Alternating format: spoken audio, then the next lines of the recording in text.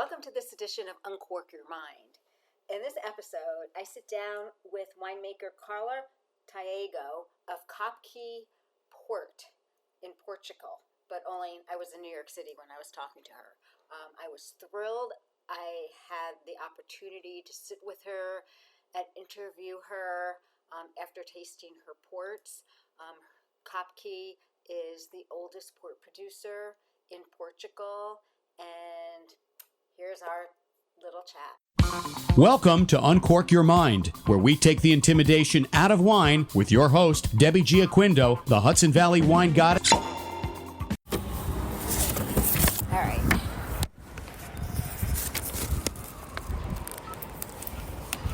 Okay, Carla. I'm so excited to talk to you because when Mike emailed me and said, do you have time to meet with someone? And I'm like, sure, why not? And when he told me who I was meeting with, I was like, it's the oldest port producer in Portugal. Yeah. You don't get many chances to meet with people like that. Yeah. Not at all. So you're the winemaker. Yes. Or the port maker. Yes, I'm one of the persons from the winemaking team. Right now I'm responsible for making wines. Well, Carlos Alves is our director of enology and viticulture, and until last year he was responsible for the port wines. But he still works with us. So he's the master blend, and we work together. We are a few people that makes part of it. So it was founded in 1638. That's a long time ago. Can you tell me more about the origins of it? Well, we only know that they are German. They came from Germany, and when they came to Portugal, they start in the trade. Mm-hmm. So at that time, and because all the difficulties, they start to trade port wine. At that time, it was still wine. Okay, it was not port wine. So they were shipping it for different places, especially to England. And they were adding a little bit of spirit to make sure that wine didn't spoil until the final point. So we don't know really when it started to become sweet port wine. Okay, so it's like in the Madeira wine also, they have this history, the same thing, but they don't really know how things change. Well, there is a story that is told that is like in 1820. It was a very, very hot year, so the grapes were quite ripe, and when they start to fermentate, they fermented, and then they didn't finish all the sugars. So during the fermentation, these are going to transform the sugar into alcohol, but at some point the alcohol is quite toxic for them. So when you start to have 14-15% of alcohol, most of these die. So what is told is in 1820, the wine became quite sweet because they don't fermentate everything, and they put the spirit, and that's how, and people really enjoy the wine. So that's how port wine started. And it had to live through the boat ride. Yes. So basically, yes. All these changings, or the port wine started because the people really enjoy it better as it was, sweet and with alcohol. So Kopke, beside the port, you have and I'm terrible at pronunciation. No problem. The still wines, yes, the brand of the yes. still wines, the Quinta de São Luís, yes, of the Douro Valley. Tell us about that, because those wines I did taste before I tasted the ports, and yes. they were really, really good too. Yes, so basically, the Douro Valley was constructed around port wines. Okay? Until the 80s, most of the companies were producing port wines, and they were not bottling still wines. And then a new age of winemakers start to go out and start to try to make still wines in Douro Valley, and they discovered that it was possible to make really different things. So still wine started in Kopke in the 90s,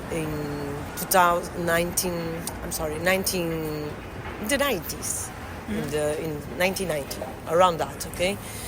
When Soja bought the company, and it was bought in 2006, at that time this project already was starting, but at that point we decided to really focus also in still wine. So right now Ricardo Macedo is the winemaker, and is always looking for different ways of showing what a Douro wine can be. So since the Sauvignon group had bought it in 2006, like you said, what changes and innovations have come to the brand? So at that point, the Kopke belonged to another port wine company that was Barros, that was a Portuguese wine company. So Kopke stayed in the family until the end of the 19th century. At that time, they sold it to an Englishman, Mr. Bohan, and he maintained it until the end of the Second War. At that point, most of the port wine houses were with big difficulties, but this Portuguese house that was called Barros bought Kopke and maintained it as it was, like separately, doing their own wines from their own vineyards and maintaining everything. So in 2006, when Soja bought it, one of the things that was quite clear for everybody is that we should also maintain everything as it was made until now. So that's why we keep the shape of the bottle, we keep painting the bottles, and all the enology try always to respect this heresy. So basically we use the grapes from the same places that they use. So we have Quinta de São Luís, that it's in the heart of Douro, where we pick the grapes to do our vintage, our LBVs, our Colheitas, so the best wines, the ones that have aged for a longer time. And we try to maintain very traditional. Of course, we innovate in in some robots that help us to maintain the skins in contact with the juice during the fermentation, but the rest is made as so it was. the grapes, do you own the vineyards where the grapes come from, or do you source the grapes? We do both things. So we have São Luís for the more emblematic wines of Kopke, but we also buy grapes for more than 300 different viticultures, some of them with very, very, very small vineyards, and we keep doing that. Oh, that's good. So you have long-term contracts with these families and everything. And that's part of the diversity that you can find in this kind of wines, okay? So when you when you taste these wines, there are so many different layers of flavors, and that come from the diversity of different wines that you are aging in our cells. And for that, you really need to have grapes from different places, different highs, facing different expositions to the sun. Of course, in São Luís we have a huge range of diversity, but when you are buying to different people, it's even more complex. It's great. Yeah. And so Kopke is renowned for the Colheitas. I mean, when I was reading up, I was just like, I can't believe I'm going to be sitting here with you. I mean, honestly. So a lot of people aren't really educated on port. They really don't know much about port. So can you tell us what Colheita is from all the other different types of port? Because, you know, when somebody goes to a restaurant or a wine bar and they see 20 and there's an age, 10, 20, whatever. But what is Colheita, and what do people need to know about that to be able to order that instead of a 20, an age-specific 20, or a late bottle vintage, or a ruby? Okay, so in red ports we have two different profiles. We have the ruby style, where we don't want any kind of oxidation. It's going to be very fresh, fruity wines. And we have the tawny style. Okay, and a tawny is always a wine that ages in a barrel. And the time that stays there is going to influence the profile of the wine. Okay, so in the tawny style we have the Colheita, that is one single year wine, so it's from one single harvest. Okay, and this wine after the harvest go for we are going to put the wine in barrels, different size of barrels between 300 and 600 liters, and they are going to age there. Okay, so these wines legally can be bottled 7 years after the harvest, But in Kopke, we only start to bottle it 10 years after. So this year, we bottled for the first time 2014. Okay, so this was the year to bottle for the first time, Colheitas 2014. And we only bottle these wines when our clients request. So basically, we don't make stock of bottling Colheitas, okay? So we really believe in that a Colheitas should always be in the barrel. But because we can't sell a barrel to the client, okay? So we only are going to put it in the bottle when our client requests. So this is it's a wine that is ready to drink. Every time that you bottle it, it's going to be a unique wine. Even, of course, in the same year, we bottled the same Colheitas 10 times. Of course, we are not going to notice a big difference in these 10 times that we bottle it, but the truth is that it's going to be different, okay? And when we start to bottle a Colheitas, we hope that we will have 100 years to bottle it. We hope that in this time we still have a 1934 that is still in the barrel, and we only bottle it when our clients demand. We have the 35, the 37, 38, 40, 41, 47, 50. Oh my God, that's pretty awesome. 58, yes. That is pretty awesome. So you produce white ports. So can you tell us, people don't know about white ports. They don't understand, what's a white port? Is it a white grape? Is it a red grape? I've tried some wonderful white ports during this tasting, and they're aged in barrels, so they take on the color of the barrel. So can you talk about a white port? Well, you can do... Because your white port was amazing. Yeah, it is. This 10 years old is incredible, isn't it? But you can have a big diversity also in whites. So you can have the ones that the big difference is in the quantity of sugar that they have. In the standard ports, white ports, you can have a dry port. That is a port has to have between 45 and 65 grams of sugar. You can have the fine tawny, that normally is around 100 grams of sugar, or you can have what we call lagrima, that means tear in English, that is the sweeter one. And that one has to have more than 135. So these ones are quite simple, fresh, easy drinkable. Normally we use them in cocktails, like a port tonic or something like that.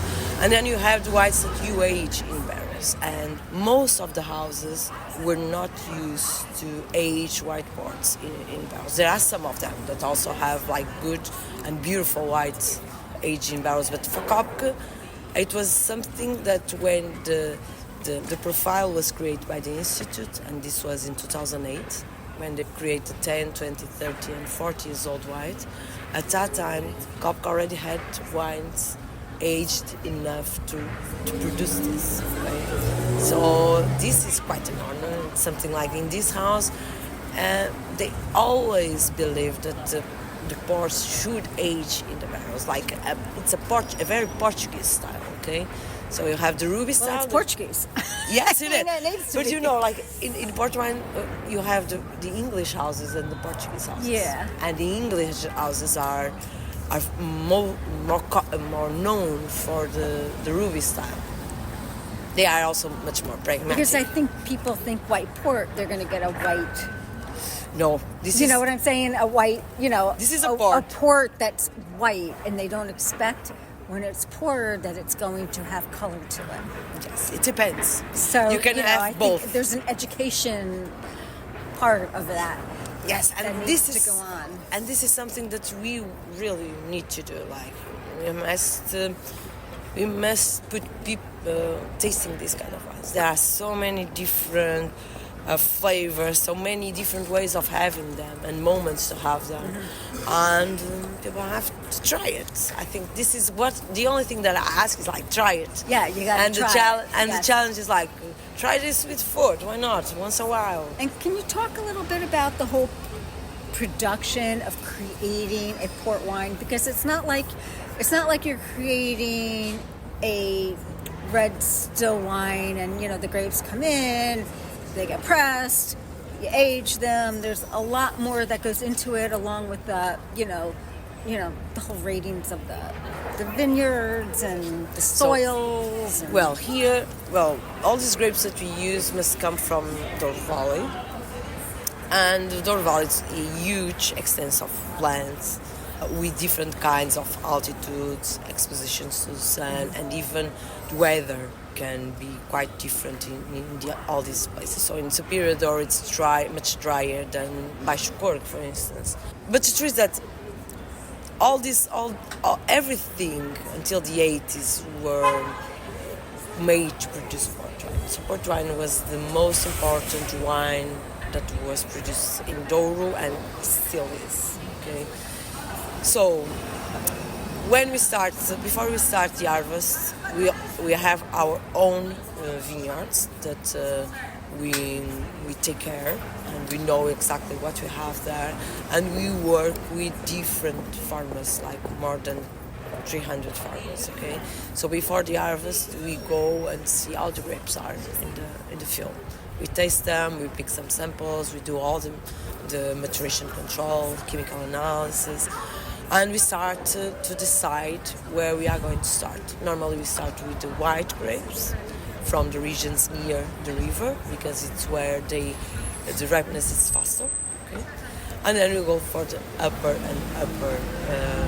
vineyards, okay, where you have more freshness, where you can have more acidity, that it's quite necessary to have balanced wines. So after that we decide where we are going to start. We start to receiving the grapes. So this process is quite fast, because at some point, and depending on the quantity of sugar that you want in your wine, you have to add spirit. You're going to kill the yeasts, and then after that you have your port wine ready to decide what you are going to do with it. Okay, so we do it during 1.5 months. We do all this. So the fermentation normally takes place in 3-4 days. So we are always working and putting new grapes, taking new wines, and in the end we have to taste all these different wines, and we have to start to decide what we are going to do with them.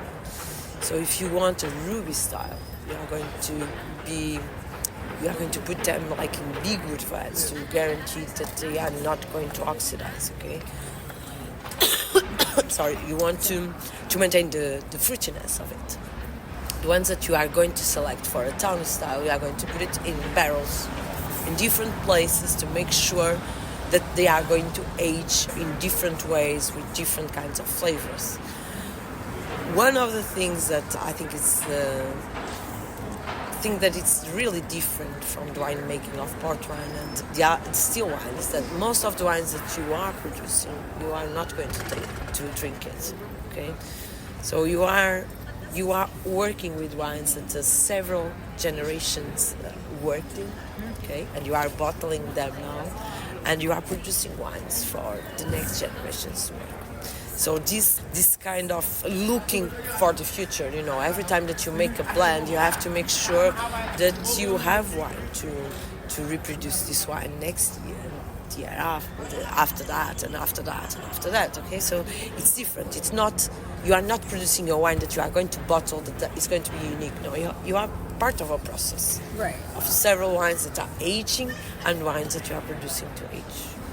Yes, and like port.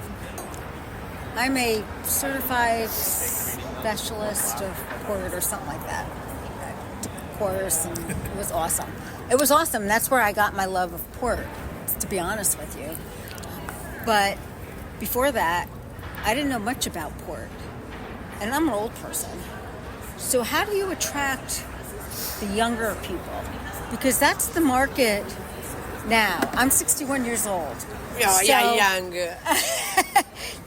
So I love port, but how do you attract people like my kids who are 30 and 32 to try a port and, get them to find a place that they can, drink it and love it and share it with friends? That's the big challenge now. And that's why I came here like twice a year and try to understand better how people react to wine. So I do several tastings in liquor stores, restaurants. We meet several owners of restaurants and sommeliers exactly to try to find new moments and new ways of drinking these wines. Okay, so of course, nobody's going to drink a bottle of port during a meal, but you can try it with a dish. Why not? Like Exactly. or even during like with a foie gras or like spicy food. All these wines have so many different flavors and complexity that it's possible to have them in different moments. Of course, for young people, we normally try to make or talk with sommeliers to work them in cocktails. So perhaps this is the easiest way to achieve younger generations. And after that, perhaps with time, they became a little bit curious and tried other kinds of ports and without mixing it with anything else. But I think these wines are also very, very complex to use in great cocktails. And this is the kind of things that we try to promote, especially in bars or even in restaurants. And the truth is, I think the biggest challenge is like to make sure that you have these wines in many different places so people can have them, can taste them. And I think after they start to have them, I think they are starting to drink it more often. So are there any exciting projects or anything for the future that you've got going? Well, we always have some different things. So we released this year a wine collection, a beautiful box. We call it the library collection. Think Christmas and holiday gifts. And in this box, we put 3 different very old wines. One of these is a very, very old port. A very, very old port is a wine that has to have more than 80 years old, and this is around 100 years old. We have another one that is a vermouth that was made in the beginning of the 20th century with port wine. So the base was port wine, and it aged all this time in barrels. And we had a small amount in this barrel, and we decided to bottle it. So the second wine is a very old vermouth. Vermouth makes great martinis. That it's absolutely amazing. Absolutely amazing. It has this like orange peel and some bitterness in the end. That is fabulous. And the other one, it's what we call a quinine. That it's a wine that we put quinine. You know quinine? What it is? I'm sorry. Quinine. Quinine. Okay. Tonic water. Yep. Yeah. So in the old times, they used to put quinine in port wine because of the colonies to avoid malaria. So quinine is used to avoid malaria. So that's why tonic water was made, especially for India, for the British colonies. Okay, so and this wine also has around 100 years old. So this was like a very incredible project that is already done. And right now people can have it. So it's like wines that some of them it's a unique opportunity to try them. It's a fantastic. That's great. Thank you so much for spending time with me. I've learned so much. I'm sorry for my English because your English is great. After a while of speaking, I'm a little bit sick. Well, you've been talking all day. And you've been listening to yourself all day say the same stuff. I've been there. So tell people where they can find Kopke online. Well, we have an online store that is going to open in the next few months, I think. Okay. It's called Uva Wine Store. But we also have it in plenty different stores here. In the U.S.? Yes, in the U.S. Especially New York, Texas, Cincinnati, San Francisco. In these places, especially in the best shops you can find a Kopke. And I definitely recommend everybody to seek it out. Thank you so much. Thank you for listening to my interview with Carla from Kopke Port. The port, I'm telling you, it is amazing. And I thank her for sharing all about port and the differences. And I'm looking forward to making a port cocktail in the future. So I'm Debbie Giaquindo. I'm the Hudson Valley Wine Goddess.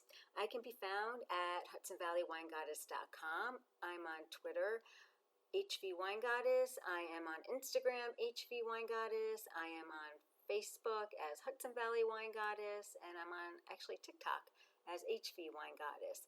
And if you like this podcast, please leave us a comment below. And if you have any questions, you can email me at Debbie, DEBBIE, at hudsonvalleywinegoddess.com.